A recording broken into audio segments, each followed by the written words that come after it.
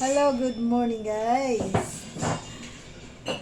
Gagawa ako ng sinigang na ulo ng salmon. Ito siya guys, so binabad ko muna sa water solution na may suka. Yan siya. Pero babanlawan ko siya.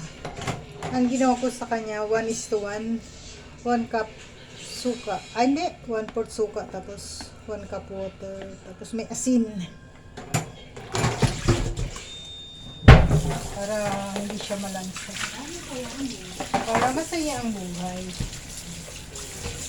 Para mawala yung dulas-dulas niya guys. Kaya binabad ko siya sa suka. Suka na may asin and water. Yun. Nawala yung dulas niya. Kasi pag niluto mo siya na malansa, yun. Yan.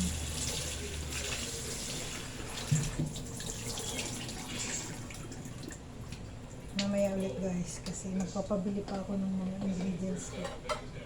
Sabi ko magdadala ako ng Joy. Meron akong Joy. Ay, very good.